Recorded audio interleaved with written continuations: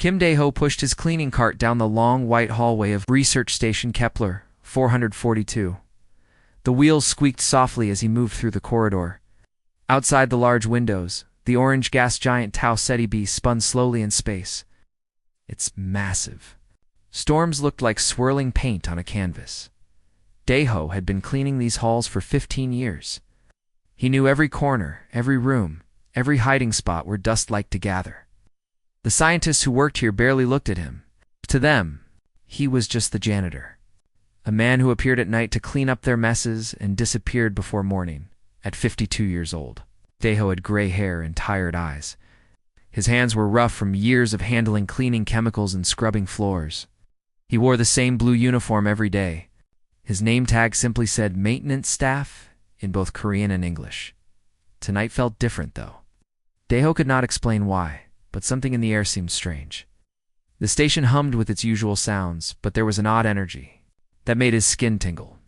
He stopped outside Laboratory 7. Through the thick glass door, he could see rows of alien artifacts sitting on metal tables. Purple crystals from a dead world called Zarian Prime lined the shelves. Strange black stones from the Andromeda Galaxy sat under bright lights.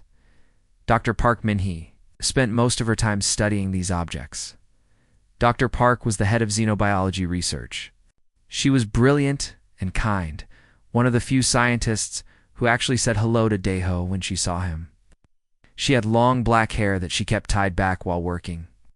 Her lab coat was always perfectly clean, unlike the messy workspace behind. Her Dae-ho swiped his access card and entered the lab. The door hissed shut behind him. The room smelled like ozone and something else he could not identify.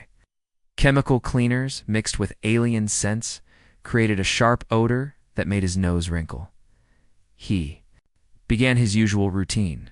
First, he emptied the wastebaskets. Then he wiped down the computers and equipment.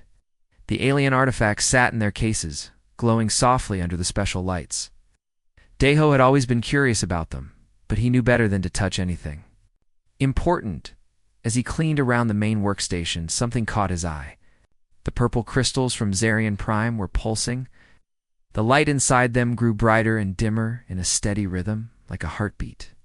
Dae-ho had cleaned this lab hundreds of times, but he had never seen the crystals do this before. He moved. Closer with his mop bucket. The pulsing got faster. When he stepped back, it slowed down. Dae-ho frowned and moved the bucket closer again. The crystals responded immediately, their purple light dancing more wildly. "That is very strange," he said to himself in Korean. Curious now, Dae-ho set down his mop and leaned in for a better look. The crystals were beautiful, like pieces of captured starlight. Each one was about the size of his fist, and they all pulsed. Together in perfect timing, he reached for his cleaning supplies to wipe the glass case. His elbow bumped against a container on the workbench. The metal bottle wobbled and fell over before he could catch it. No, Dae-ho whispered, as the bottle crashed to the floor. Industrial cleaning solvent splashed everywhere. The bright blue liquid was designed to dissolve the toughest alien residues. It was strong enough to eat through metal if left alone too long. Now it was spreading across the floor, toward the expensive equipment. Dae-ho grabbed his mop quickly. He had to clean up the mess before the solvent damaged anything. Dr. Park would be very angry if her equipment was ruined. Worse, he might lose his job.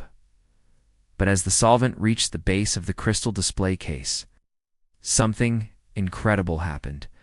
The purple crystals began to vibrate. They made a high-pitched humming sound that hurt Dae-ho's ears. The light inside them grew so bright he had to squint. The solvent seemed to react to the crystals. Where the blue liquid touched the metal base of the display case, sparks began to fly. Not electrical sparks, but something else. Tiny points of light that looked like miniature stars being born. Dae-ho dunked his mop in the bucket and rushed to clean up the spreading solvent. But the moment the wet mop head touched the strange, sparkling mixture on the floor, everything changed. The world went silent. Dae-ho felt a tingling sensation run up his arms. The mop in his hands grew warm, then hot. The ordinary cleaning tool began to glow with the same purple light as the crystals. But this was not just light. It was energy, pure and dangerous. He tried to let go of the mop, but his hands would not obey. The wooden handle had fused somehow to his skin, or maybe his skin had fused to it, could not tell which. All he knew was that he was connected to something far beyond his understanding. The crystals were screaming now, though Deho heard no sound. He felt their pain, their joy, their desperate need to release the energy building inside them. Solvent had acted like a key, unlocking power that had been sleeping for millions of years without thinking. Deho lifted the mop and swung it to shake off whatever was happening.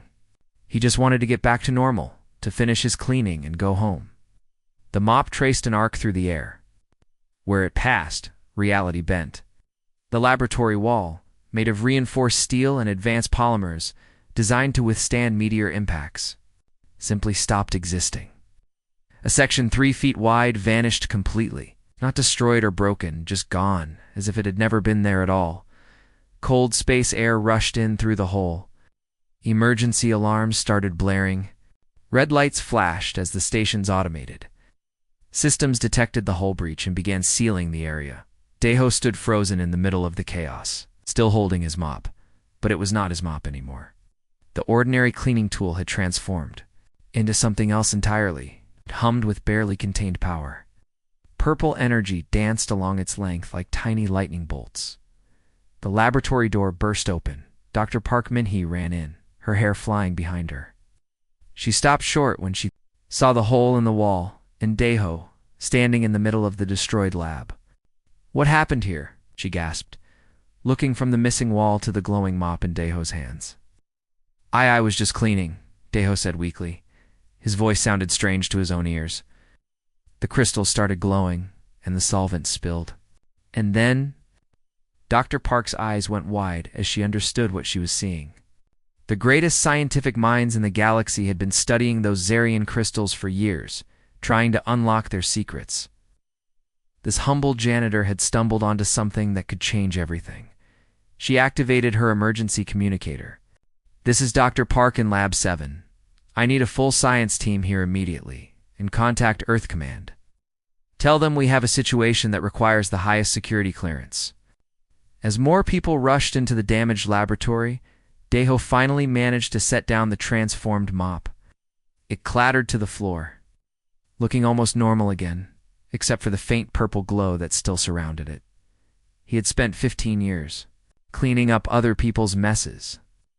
Now he had created the biggest mess of all, a weapon that could reshape the balance of power in the entire galaxy, and he had done it completely by accident.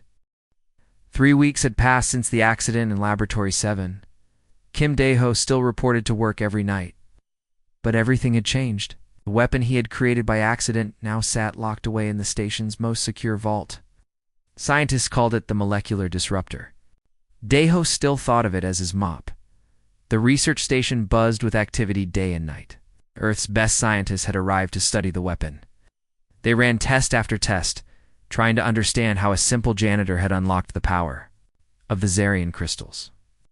None of them could recreate what Deho had done. Dr. Parkman, he worked longer hours than anyone. Dark circles had formed under her eyes from lack of sleep. She spent her days analyzing the weapon and her nights writing reports for Earth Command. The government wanted to know everything about this new discovery. "Energy readings are impossible," she told her assistant one evening. "This device can break apart matter at the molecular level, could cut through the hull of a battleship like paper." Deho overheard her words as he cleaned the hallway outside her office. He felt sick to his stomach. He had created something terrible without meaning to. All he had wanted was to clean up spilled solvent before anyone noticed, but someone had noticed. Someone very dangerous. Captain Li Guan stood on the bridge of her flagship, the Crimson Death. She was tall and lean, with sharp eyes and black hair cut short. Scars crossed her left cheek from an old battle. Her red leather coat bore the marks of countless fights across the galaxy. G1 commanded the most feared pirate fleet in 3-star systems. Her crews were made up of humans and aliens who had nowhere else to go. They were outcasts, criminals, and rebels who followed her because she always found a way to win. "Tell me about this weapon again," she said to the man standing beside her. Choi. Kungmin was a small, nervous man who worked in Earth's defense ministry. He had been selling secrets to pirates for years to pay off his gambling debts, His hand shook as he held up a data pad. "They call it the molecular disruptor," Choi said. "Was created by accident on research station Kepler 442. The weapon can destroy anything it touches. Scientists say it could punch through a moon if fired at full power." Guan smiled coldly. "And where exactly is this station?" "Orbiting Tau Ceti b, about 6 light-years from Earth. The defenses are not very strong. It is just a research facility." "Good." G1 turned to her second-in-command. "Let's prepare the fleet for immediate departure." Vex Thraxon was 8 feet tall, with gray skin and 4 arms. His alien race had been warriors for thousands of years. Purple tattoos covered his massive chest, each one representing an enemy he had killed in battle. When he spoke, his voice sounded like grinding stone. "How many ships, Captain?" Vex asked. "Of them, if this weapon is as powerful as our friend says, we cannot take any chances." The Crimson Nebula fleet consisted of 12 stolen warships and dozens of smaller attack craft. They had been terrorizing trade routes for months. But this would be their biggest job yet. On Research Station Kepler 442, Commander Yang Hun-woo was reviewing the night security reports when his alarm started screaming. Red lights flashed throughout. The command center, as his officers scrambled to their stations. "Sir, we have incoming ships," reported his communications officer. "Multiple contacts dropping out of hyperspace." "How many?" Yang demanded. "No, 20. No, 20, sir. There are over 30 ships out there. They're not responding to our hails." Yang's blood went cold. He had been a military officer for 20 years. He knew a pirate attack when he saw one. But why would pirates come here? The station had nothing valuable except... "Lock down all research areas immediately," he ordered. "Send word to Earth Command. Tell them we are under attack." But it was too late. Giwan's ships were already moving into attack position. The first wave of pirate fighters screamed past the station's outer defenses. The research facility had only basic shields and a few laser turrets. It was built for science, not war. "Breach the hull in sections 7 and 12, Juwan commanded from her flagship. "Vex, take your boarding party to the vault." "I want that weapon." Vex Thraxon led 50 alien warriors through the smoking holes torn in the station's hull. They moved quickly through the corridors, cutting down security guards who tried to stop them. Their heavy weapons turned the peaceful research station into a battlefield. Commander Yang organized the defense from his command center, but his security team was outnumbered 10-1. "Fall back to the intersections," he ordered. "Protect the civilians." Dr. Park Min-hee was in her laboratory when the attack began. The sound of explosions echoed through the walls. She quickly locked her computer files and grabbed the most important research data. Daeho was 3 levels down, cleaning the lower maintenance areas when he felt the station shake. At first he thought it was just the engines adjusting orbit. Then he heard the weapon fire and knew something was very wrong. He dropped his mop and ran toward the upper levels. If pirates were attacking, they would be after his accidental creation. The weapon was too dangerous to fall into the wrong hands. Kong Soo-yoon was the best demolitions expert in G1's crew. The young Korean woman could blow open any door or safe in the galaxy.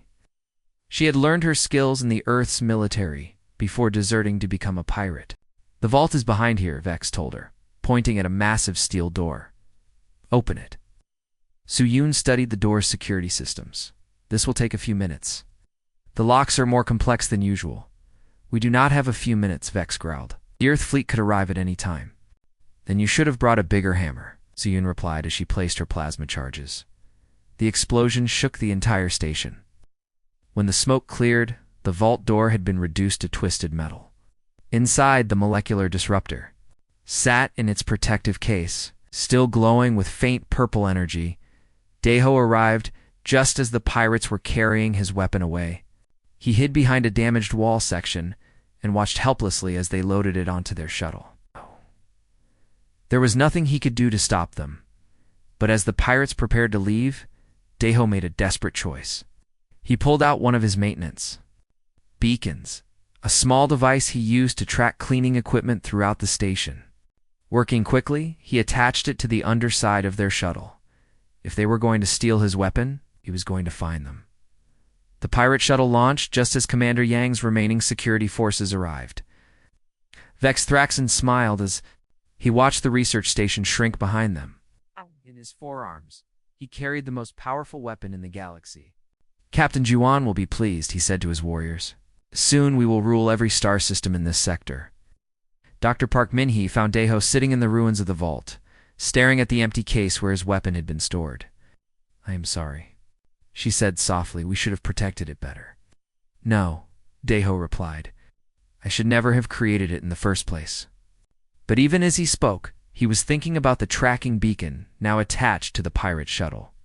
The hunt was about to begin. Outside, the gas giant continued its slow rotation, unaware that the balance of power in the galaxy had just shifted. The pirates now had a weapon that could destroy entire fleets. But they did not know that the man who created it was already planning to take it back. The janitor was going to war. 6 months had passed since the theft of the molecular disruptor. Captain Li Juan stood on the bridge of her flagship, watching another Earth Navy vessel surrender without firing a shot. The fear in the enemy captain's voice over the communication. Sista made her smile. This is Admiral Nam Timan of the Earth battleship Busan, came the crackling transmission. We surrender. Please do not fire that weapon. Guan laughed and cut the communication. The weapon that had once been a janitor's mop was now mounted on the front of her ship like the horn of some ancient beast.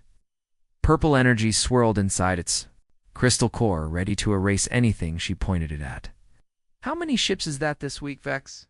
She asked her alien second-in-command. Vex Thraxon checked his datapad with one of his 4 hands. 17 Earth vessels, Captain, plus the mining station at New Jeju and 2 trade convoys. Excellent. Soon every ship in the galaxy will run. When they see our flag, the Crimson Nebula pirates had become the terror of 3 star systems. Word of their impossible weapon had spread quickly through space. Traders whispered stories in dark corners of space stations. Military officers sent panicked reports to their commanders. Even the alien races that had never feared humans before now spoke. Guan's name with respect and terror. The weapon's first major test had come at the New Jeju mining colony. Earth's 3rd fleet under Admiral Nam Timan had arrived with 40 warships to stop the pirates. It should have been an easy victory for the Navy. Admiral Nam was a careful man with gray hair and tired eyes. He had fought pirates for 30 years and never lost a battle. His flagship, the Soul, was one of the most powerful ships in Earth's fleet. All ships. Maintain formation, he had ordered as they approached the pirate vessels. We outnumber them 4-1. This should be over quickly. But Nam had not known about the molecular disruptor. Guan had waited until the Earth ships were close. Then she had given the order that changed everything. Fire the weapon she had commanded. The molecular disruptor had released a beam of purple. Energy that stretched across space like a finger of death. When it touched the Soul, the massive battleship simply stopped existing. One moment it was there. The next moment there was empty space where 1,000 crew members had been living and breathing. The remaining Earth ships had surrendered immediately. Admiral Nam, now commanding from a smaller cruiser, had no choice but to retreat. The news of his defeat spread across the galaxy within days. Impossible, High Chancellor Brix Valdoon had said when he heard the report. The alien leader's blue skin had turned pale as he read the intelligence files. No weapon can simply erase matter like that. But the evidence was undeniable. The Confederation of Worlds called an emergency session for the first time in 200 years. Representatives from dozens of alien races gathered on the neutral station at Alpha Centauri to discuss the pirate threat. This weapon changes everything, declared Ambassador Zin Queller of the Rigel Republic. The pirates can destroy our largest ships with a single shot. No fleet can stand against them. The alien leaders argued for days. Some wanted to negotiate. With the pirates, others called for a massive combined attack. But none of their plans seemed likely to succeed against a weapon that could erase entire fleets. While the galaxy's leaders debated, Kim Daeho worked in secret on a small asteroid base hidden in the outer rim. The tracking beacon he had attached to the pirate shuttle was still working. Every day he received data about the weapons, location, and behavior. Dr. Park. Min-hye had joined him after Earth Command decided she knew too much about the weapon to remain on an active research station. She had brought along to other people who wanted to help stop the pirates. Lim. Wonho was a retired military engineer who had designed weapon systems for 40 years. He was short and stocky, with calloused hands and a quick mind. His gray beard was always messy because he forgot to comb it when he was thinking about technical problems. The energy signatures are all wrong, Wonho said as he studied the data from Daeho's tracker. This weapon was never meant to be fired repeatedly. Oh Jiang was barely 20 years old, but she was the best computer hacker in 3 sectors. She had bright pink hair and wore clothes that changed color based on her mood.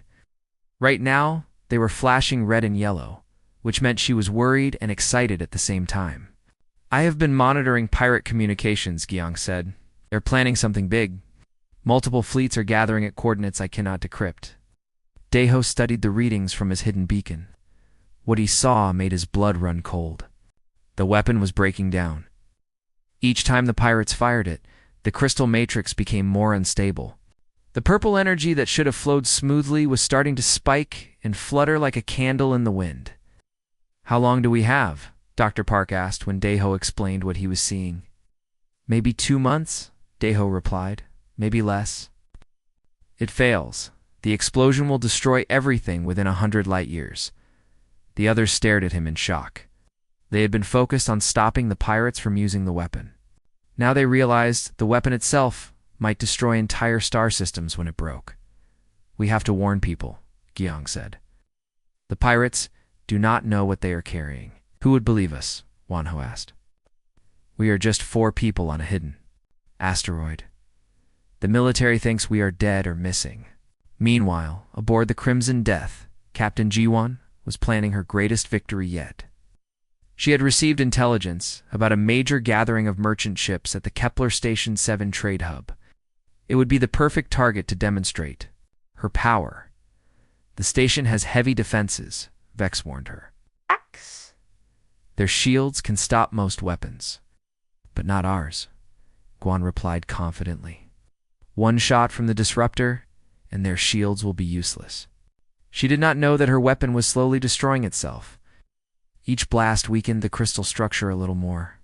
The alien technology that had slept peacefully for millions of years was never meant to be used as a ship-mounted cannon, deep. In the weapon's core, microscopic cracks were spreading through the crystal matrix. The energy containment field flickered and sparked, warning signs that no one on the pirate ship knew how to read. Daeho saw all of this through his tracking beacon. The data stream showed him every detail of the weapon's condition. He had created it by accident, and now he was the only one who truly understood how it worked. We cannot wait for the military to act, he told his small team. By the time they organize a fleet, the weapon will go critical. What can 4 people do against an entire pirate fleet? Dr. Park asked. I do not know yet, Daeho admitted. But I created this monster. I have to be the one to stop it. Outside their hidden base, the stars continued their ancient dance. But somewhere among them, a weapon built from cleaning supplies and alien crystals was counting down to a catastrophe. That could end billions of lives. The galaxy's most feared pirates thought they held ultimate power in their hands. They had no idea they were flying around space with a bomb that grew more dangerous every day. Only a humble janitor and his 3 unlikely allies knew the truth. Time was running out. Kim Daeho stood in the cargo bay of their salvaged freighter, staring at the collection of cleaning supplies he had gathered. Bottles of industrial solvent sat next to modified mop heads and specialized brushes. To anyone else, it looked like ordinary maintenance equipment. To Daeho, these were the tools that might save the galaxy. You named our ship the Dustpan? Dr. Park Min-hye asked as she joined him in the cargo bay. It seemed appropriate, Daeho replied with a small smile. Are cleaning up a mess, after all. Their hidden asteroid base had become too small for the growing resistance movement. Word had spread quietly through underground networks that someone was fighting back against the pirates. Volunteers had begun arriving from across the galaxy. Oh Jiang looked up from her computer screens, her hair now flashing blue and green. With excitement, "I have found them," she announced. "The pirates are heading for Kepler Station 7. They will arrive in 18 hours. Lim Wano studied the tactical data on his display. That station has 500,000 people. If the weapon goes critical during the attack, ... He did not need to finish the sentence. Everyone knew what would happen. The explosion would destroy the entire star system. "Can we warn them?" Dr. Park asked. "I tried," Jiang replied. "The station administrator thinks I am making up stories. She refuses to evacuate." Shin Minji was a proud woman who had built Kepler Station 7 into the most successful trade hub in the sector. She had survived pirate attacks before and believed her station's defenses could handle anything. The idea that some unknown janitor could save her from the galaxy's most feared weapon seemed ridiculous to her. "We will have to get there first," Daeho said. "I have an idea, but it is very dangerous." The dustpan was not a fast ship, but it was faster than the pirates' heavy cruiser. They reached Kepler Station 7, 6 hours before the Crimson Death Fleet arrived. Daeho immediately got to work on his desperate plan. The station's maintenance chief, Park Yunho, was suspicious when Daeho asked for access to the environmental systems. But Dr. Park Min-hee's credentials from Earth Command convinced him to cooperate. "What exactly are you planning to do?" Yunho asked, as he led them through the station's service tunnels. "The weapon the pirates carry was created when industrial solvent mixed with alien crystal fragments," Daeho explained. "If I can get the same solvent into the station's air system, it might destabilize the weapon when they fire it." "Might?" Yunho looked worried. "It is the best plan we have," Daeho admitted, working quickly. Daeho rigged the station's massive ventilation system with modified cleaning chemicals. The solvent would be released as a fine mist when the pirates attacked. It was the same mixture that had created the weapon in the first place. But in reverse, Lim Wonho helped him modify the distribution system while Guiyang hacked into the station's defensive computers. They had to time everything perfectly, or the plan would fail. Pirates dropping out of hyperspace, came the announcement over the station's intercom. All security teams to battle stations. Captain Li Guan smiled as Kepler Station 7 appeared. On her main screen, the massive structure looked like a metal flower blooming in space, with docking arms extending in all directions. Thousands of ships were docked there, representing billions of credits in trade goods. "Perfect," she said. "One shot from our weapon, and they will surrender everything." Vex Thraxon studied the station's defenses on his tactical display. "They have heavy shields and plasma cannons, Captain, but nothing that can stop the disruptor." "Open a channel to the station," Jiwan ordered. Shin Mingi appeared on the communication screen. She was a woman in her 50s with steel-gray hair and eyes that showed no fear. Her blue business suit was perfectly pressed despite the crisis. "I am Administrator Shin Mangi of Kepler Station 7, she said calmly. "State your business here, pirates." "My business is simple," Kiwan replied. "On your station, and I will let you live." "I think not," Shin said coldly. "This station has survived worse than you. Our defenses are more than capable of handling your threats." Chuan's smile turned cruel. "You have not seen my special weapon. Yet, let me demonstrate." She turned to her weapons officer. "Target their shield generators. Fire the molecular disruptor." The weapon charged up with its familiar purple glow. Energy crackled along the crystal matrix as it prepared to erase another target from existence. On the station, Daeho watched the tactical display and held his breath. Now, he whispered to Ji Young. The young hacker's fingers flew across her keyboard.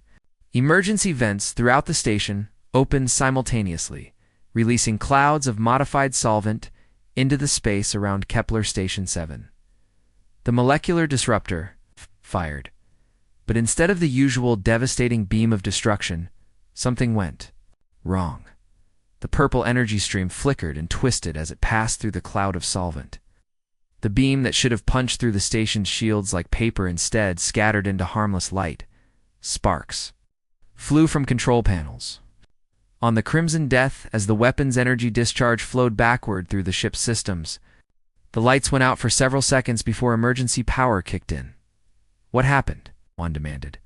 Her weapons officer stared at his instruments in confusion. "The disruptor is showing massive system errors, Captain." I have never seen readings like this. For the first time since stealing the weapon, the pirates were forced to retreat. Their ultimate advantage had failed them. Kepler Station 7's defenses were suddenly a real threat. As the pirate fleet pulled back, Vex Thraxon found Captain G1 in her private quarters, staring out at the stars. The weapon is becoming unreliable, he said. Perhaps we should consider abandoning it before it becomes more dangerous to us than our enemies. Never, Giwan snapped. That weapon is our key to ruling the galaxy. We just need to find better scientists to fix it. What if it cannot be fixed? Vex asked. Then we will find the person who created it, Giwan replied. Intelligence reports say a janitor from research station Kepler 442 was responsible. Find him, Vex nodded and left to carry out his orders. He did not tell his captain that he had been having the same dreams every night since they stole the weapon. In his dreams, he saw purple fire consuming entire worlds. Something deep in his warrior's instincts warned him that they were carrying death itself. On the dustpan, Deho studied the data from his tracking beacon. The sabotage had worked, but it had also accelerated the weapon's breakdown. The crystal matrix was now failing much faster than before. How long do we have now, Doctor? Park asked. Days, not weeks, Deho replied grimly. The weapon is becoming more unstable with each passing hour. Gyon looked up from her communications array. I am picking up increased pirate chatter. They know someone is working against them. They are hunting for us. Good, Deho said, surprising everyone. Let them come. The weapon needs to be in the right place when it finally fails, somewhere it cannot hurt innocent people. You want them to find us? Wanho asked. No, Deho replied. I want to find them. It is time to take the fight directly to Captain G1. Dr. Park studied his face and saw the determination there. The humble janitor who had accidentally created the galaxy's most dangerous weapon was preparing to face the pirates who had stolen it, but she also saw something else in his eyes that worried her. Deho was planning to sacrifice himself to stop the catastrophe he had begun. The only question was whether the rest of them would be able to stop him from throwing his life away. The hunt was about to become very personal. 10 months after the theft of the molecular disruptor, the largest fleet in galactic history gathered at the edge of the Helix Nebula. Admiral Nam Timan stood on the bridge of his new flagship, the Incheon, watching hundreds of warships take their positions in space. Earth's remaining naval forces floated alongside alien vessels from dozens of different worlds. The blue triangular ships of the Rigel Republic moved in perfect formation next to the organic-looking cruisers of the Centauri Collective. Even the mysterious Shadow Fleet from the Outer Rim had sent 3 of their dark ships to join the attack. Final count, Admiral, asked his communications officer. 417 ships, Nam replied. The largest military force ever assembled. High Chancellor Brix Valdoon's face appeared on the main screen from his flagship. The alien leader's blue skin looked pale with worry. You certain? About the target location, Admiral. Nam nodded. Our intelligence confirms it. Captain Juwan has built a fortress inside the Crab Nebula. A hollowed-out asteroid surrounded by defensive platforms and stolen warships. Then we end this today, Valdoon declared. That weapon has terrorized the galaxy long enough. But Kim Deho knew the massive fleet was sailing toward disaster. He sat in the dustpan's tiny command center, studying the data from his tracking beacon. The numbers on his screen told a story that filled him with dread. The weapon is going critical, he told his team. The crystal matrix is collapsing faster than ever. If that fleet attacks, the shock will trigger a detonation that destroys everything within 100 light-years. Dr. Park Minhei looked at the star charts. That includes the Proxima Colony and the New Sol system. Over 2 billion people live in those areas. Ojiang tried desperately to contact the fleet commanders, but her messages were blocked by military security protocols. They think we are pirates trying to trick them, she said. Her hair flashing angry red dot. Lim Wanho studied the fortress schematics they had stolen from pirate communications. Even if we could warn them, there is no way to reach that weapon. Jiwan has surrounded herself with every defensive system in the galaxy. There is one way, Deho said quietly. I built that weapon by accident.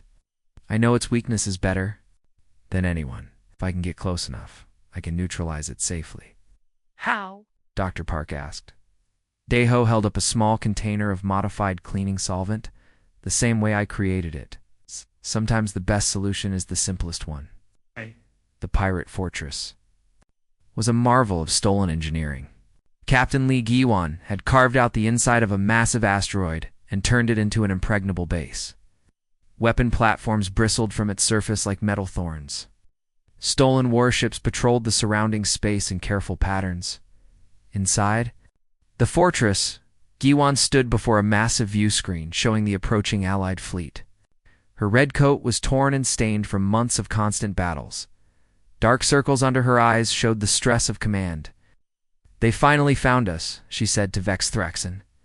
The alien warrior checked his weapons one last time. 400 ships. "Captain, even with the disruptor, those are difficult odds. The weapon is all we need," Giwan replied. "One shot will destroy their flagship. The rest will scatter like frightened children." But she did not tell Vex about the nightmares that had been haunting her sleep. Dreams of purple fire consuming everything she had ever known. The weapon felt different now, angry and unstable. Sometimes she thought she could hear it screaming. "Deploy all fighters," she ordered. "If they want a war, we will give them one. They will never forget." The battle began as Admiral Nam's forces entered the nebula. Pirate fighters swarmed out of hidden positions like angry insects. Laser fire lit up the gas clouds in brilliant colors as the two fleets clashed. "All batteries, open fire," Nam commanded from the Inchan. Target their command ship, but the pirates had prepared well. Energy shields protected their fortress while automated defense platforms fired back at the Allied ships. The molecular disruptor sat at the center of it all, charging up for its devastating attack. While the battle raged around them, Deho piloted a small maintenance shuttle through the chaos. He had painted it to look like a pirate supply ship, hoping to get close without being noticed. "You should not be doing this alone," Dr. Park's voice crackled over the radio from the dustpan. "If something goes wrong, you need to survive to warn people," Deho replied. "The galaxy needs to know what really happened here." The shuttle shook as pirate fighters screamed past. Deho had never been a pilot, but desperation gave him skills he did not know he had. He dodged between the larger ships, using his knowledge of maintenance systems to find the fortress's hidden docking bays. Inside the asteroid base, alarms blared as the battle intensified. Pirates ran through the corridors, carrying weapons and ammunition to their defensive positions.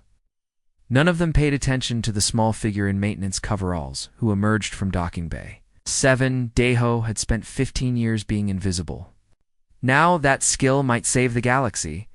He moved through the base's service tunnels, following the energy readings from the molecular disruptor. The weapon was housed in the fortress's central chamber, surrounded by stolen alien technology that G1 scientists had used to mount it on their ship. The chamber was massive, carved from solid rock and filled with humming machinery. At the center sat his transformed Mop, now twisted into something that barely resembled its original form.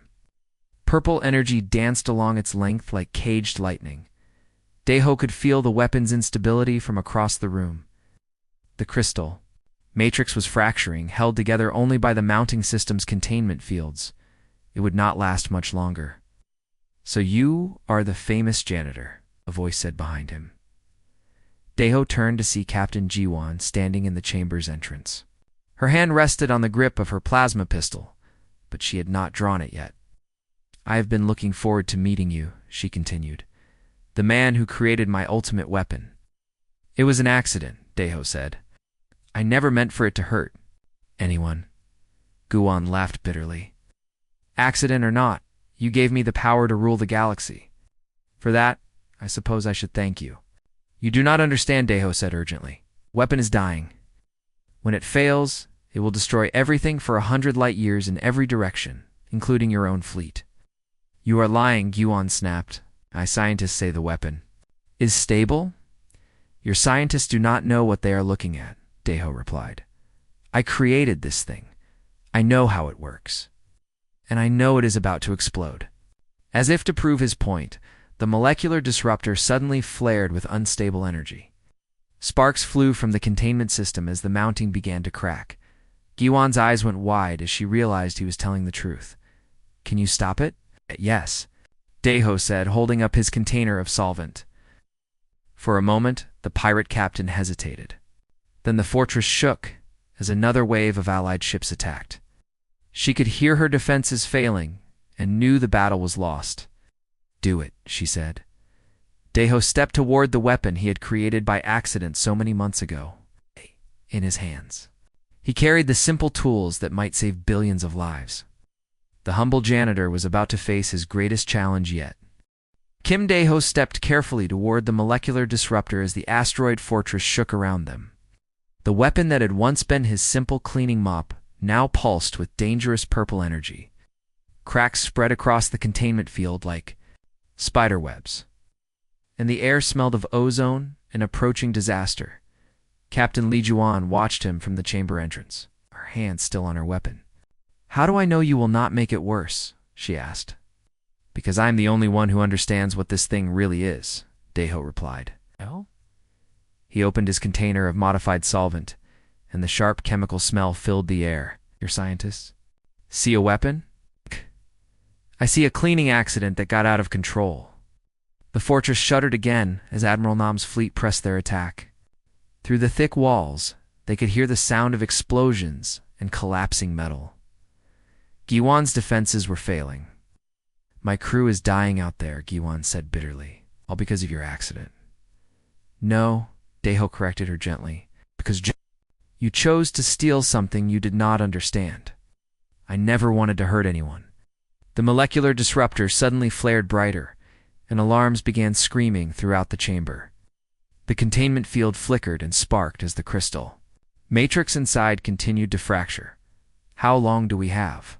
Schwan asked, fear creeping into her voice for the first time. "Minutes, maybe less," Deho said. He pulled out a modified cleaning brush and dipped it in the solvent. "When I created this weapon, I was trying to clean up a spill. The crystals reacted to the industrial solvent and transformed my mop.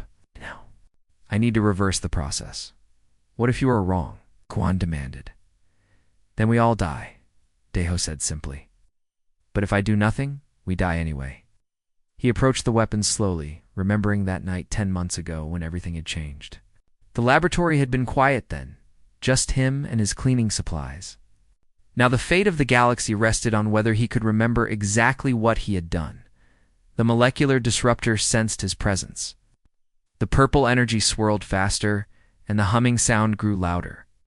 Deho could feel the power radiating from the twisted metal and crystal, the same power that had made Captain Jiwan the most feared person in 3-star systems.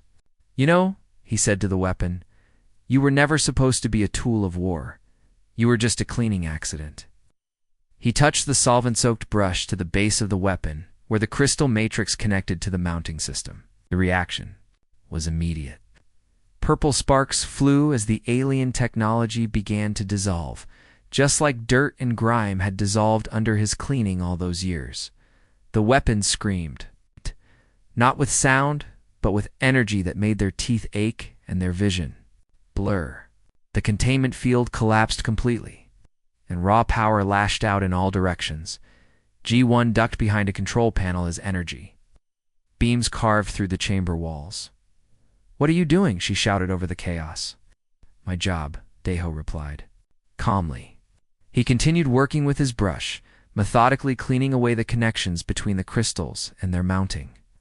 "I am a janitor. I clean up messes."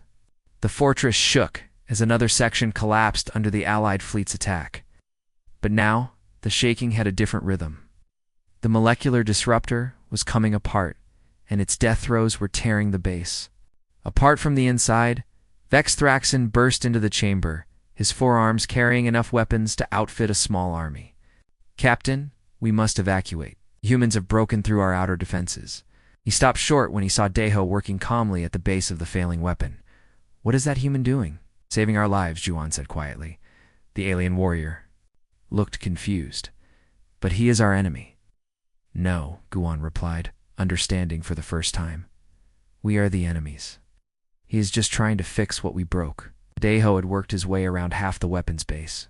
The crystal matrix was already beginning to stabilize as he removed the crude connections that had turned it into a ship-mounted cannon. But the process was dangerous. Each brush stroke released more energy, and the chamber was filling with dangerous radiation. "You should leave," he told Juan and Vex. "This is going to get worse before it gets better." "I am not abandoning my ship," Juan said stubbornly. "This is not your ship anymore," Daiho replied. "It belongs to the weapon now. And the weapon is dying." As if to prove his point, the molecular disruptor released another massive energy discharge. This one punched straight through the fortress's outer hull, venting atmosphere into space. Emergency systems activated, sealing the breach. But more cracks were spreading through the structure. Dr. Park Min-hae's voice crackled through Daiho's communicator. "The Allied fleet is pulling back. They detected the energy surges and think the weapon is about to fire." "Tell them to stay away," Daiho replied as he continued his work. "This is going to be spectacular." He was 3/4 finished when the brush handle began to burn his hands. The solvent was breaking down under the intense energy, and he was running out of time. But he had faced impossible cleaning jobs before. 15 years of maintenance. Work had taught him patience and persistence. "Almost there," he muttered, working faster now. The final connection dissolved under his brush just as the chamber's ceiling began to collapse. The molecular disruptor gave one last pulse of purple. Energy then suddenly went quiet. The twisted metal and crystal began to crumble. Returning to the simple elements it had been before, a janitor's accident had transformed it. In seconds, the galaxy's most feared weapon became nothing more than ordinary dust scattered across the chamber floor. The fortress stopped shaking. The alarms fell silent. For the first time in months, space around the Helix Nebula was peaceful. Captain Juan stared at the empty mounting where her ultimate weapon had been. "It is over," she said softly. "Yes," Daiho agreed. He set down his brush and container. His hands shaking from exhaustion. "The mess is cleaned up." Vex Thraxon lowered his weapons. "What happens to us now?" "That is up to the fleet commanders," Daiho replied. "But the weapon is gone. No one else will be hurt by my accident." Admiral Nam's voice echoed through the fortress's communication system. "This is the Earth fleet. Surrender immediately, and you will be treated according to galactic law." Looked at Daiho one last time. "Why did you save us? We stole your creation and used it to terrorize the galaxy." "Because that is what janitors do," Daiho said simply. "We clean up messes, even when other people make them." 3 hours later, Daiho sat in the dustpan's small mess hall, sharing a simple meal with his friends. The pirate fleet had surrendered. Without firing another shot, Captain Juan and her crew were in custody, waiting to face trial for their crimes. "The Galactic Council wants to give you every medal they have," Dr. Park told him. "Admiral Nam says you single-handedly prevented the greatest disaster in galactic history." "I just did my job," Daiho replied. Oh Jiang looked up from her computer, her hair now a peaceful blue color. "They are also offering you a position as head of the new Galactic Defense Research Division. It's unlimited budget, your own fleet of ships, anything you want." Daiho shook his head. "I just want to go back to research. Station Kepler 442. Someone needs to keep the laboratories clean." Lim Wanho laughed. "After saving the galaxy, you want to go back to mopping floors?" "It is honest work," Daiho said. "And who knows, maybe my next accident will be something useful." 6 months later, a young intern named Lee Yoonji was working. Late in Laboratory 7, when she noticed the janitor cleaning nearby, she had heard stories about the famous Kim Daiho, the man who had saved the galaxy with nothing but cleaning supplies and determination. "Excuse me," she said politely. "Are you really the person who destroyed the molecular disruptor?" Daiho paused in his mopping and smiled. "I did not destroy it. I just cleaned it up. Sometimes the best solutions are the simplest ones." As he worked, Yoonji noticed that his mop bucket contained a new type of cleaning solution, shimmered with unusual colors, and seemed to make the floors cleaner than they had ever been before. "What kind of solvent is that?" she asked curiously. "Just something I mixed up," Daiho replied. "I found some interesting crystals in the storage room last week. I thought they might make the cleaning solution work better." Yonji watched the strange, beautiful patterns swirling in his bucket and wondered what kind of accident might happen next. But she decided not to worry about it. After all, if anyone could handle whatever came next, it was the janitor who had saved the galaxy with nothing but a mop and the determination to clean up his mess. Outside the laboratory windows, the stars shone peacefully in the endless night. Somewhere out there, traders and families went about their lives, never knowing how close they had come to destruction. And in a quiet research station orbiting a distant gas giant, a humble janitor continued, doing the job he loved, one clean floor at a time.